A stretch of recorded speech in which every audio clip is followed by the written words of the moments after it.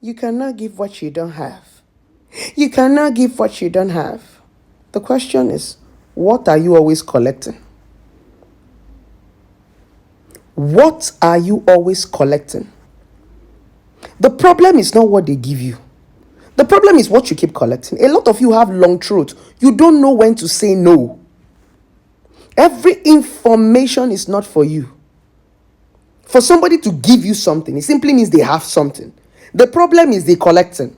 You actually feel that they don't have anything to give you because that thing you are collecting is not useful to you. Every information is not for you. And when you collect an information that is not for you, you actually think that it is useless. No.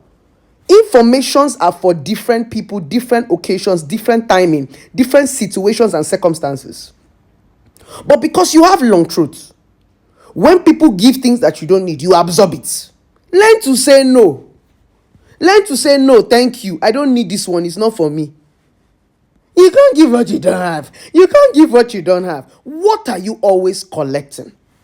Because if people don't have anything to give you, you won't even be around them. It's because of what you are collecting. It's not what they are giving you. They have something to give you, but you keep collecting the things that you don't need, and the things that you don't know how to use, and the things that you don't understand. That's why when you finish collecting this information and you cannot comprehend and understand it, you begin to battle with it. It's your mindset. It's your knowledge. Some of you don't have sense. Some of you cannot comprehend. Some of you cannot understand. So oftentimes you are battling with the things that you don't know. People who understand that information will use it to do something good in their life. But because you lack understanding and you lack comprehension, you actually think that that person is not giving you anything. Listen to me. You can give everything that you don't have. Everything that you don't have. You can borrow and give somebody. You might not have it, but you borrow. You know who to borrow from. I may not have the resources, financial resources to help you, but I can have connection. I can know somebody that can help you. I may not have money to give, but I know someone that can give you money. I can give you what I don't have. The question is, if you don't want, say no. Nobody forces you to collect it. Long throats. You can't give what you don't have. Relationship expert that is divorced. You are teaching us about relationship marriage. You are not divorced. You could not stay in your husband's house. If I give you, don't collect. Don't collect. Say no. Ungrateful nomenclatures. You cannot give what you don't have. Yet you're always here collecting. Long truth. Get out. Haven't bashed your ignorance. Let me quickly tutor most of you for free.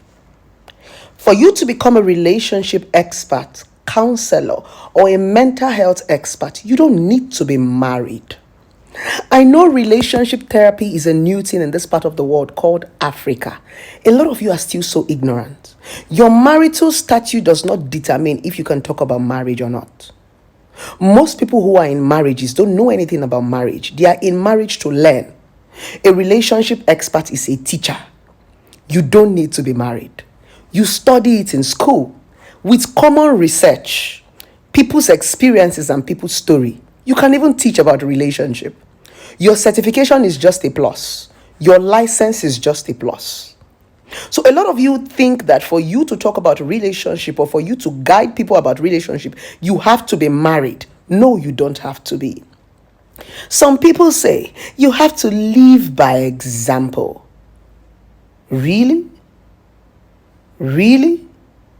Constantly, your reverend fathers teach you about marriage, but they never get married. What is a reverend father telling you about marriage? But you sit down every day and listen to a reverend father tutor you about marriage. A reverend father has not even been in a relationship.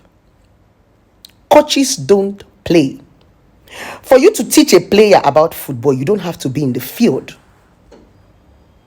Mechanics don't have cars. You cannot say, oh, as a mechanic, before you fix my Mercedes Benz, I want to see your own Benz. It's a skill that you learn. Did I explain that part to you very well? You can fail in your marriage and use what you failed in the marriage to teach others. In fact, failure makes you smarter and more intelligent. Failure gives you a niche to become perfect in all you do. And that's why blessings see you no matter the noise. I'm still one of the best around here because I'm a relatable figure. And the beautiful thing about my brand and my personality is the fact that I use my life example to teach you. Did I make myself clear? So, being divorced or not being in a relationship is not a criteria for you being a relationship therapist.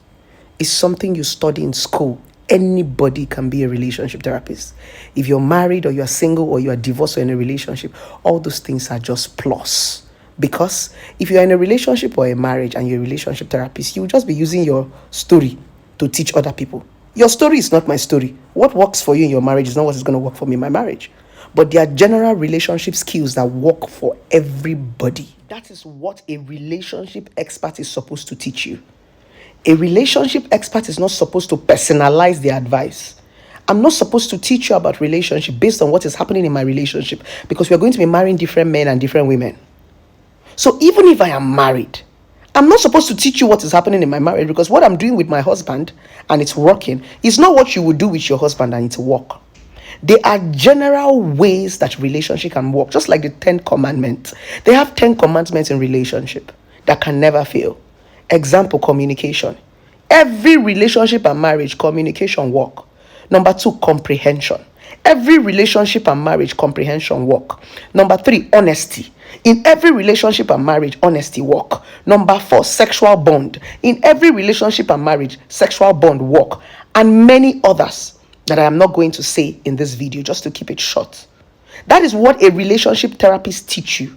When they teach you this thing, you will now know how to implement it in your marriage. Communication. There are some of you that can communicate to your husband during sex or after sex, or when he's eating or after he eats. It's not the way it will work for me. The way I communicate with my husband is different. So that is what makes us different people. A relationship therapist will teach you communication. But you as a wife or a husband now know where to apply communication in your relationship and marriage because you know who you are married to. I don't know who you are married to.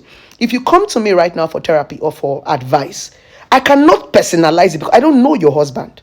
I would only teach you about communication. You will now know where to implement it. So my marital statute has nothing to do with it.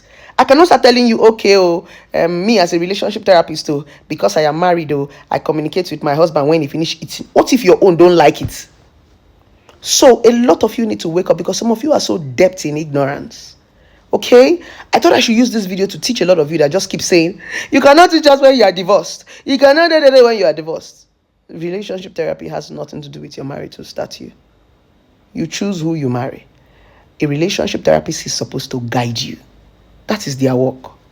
Guide you, show you the better path. It is you that will now choose how you want to walk through that path. Okay? You can't give what you don't have.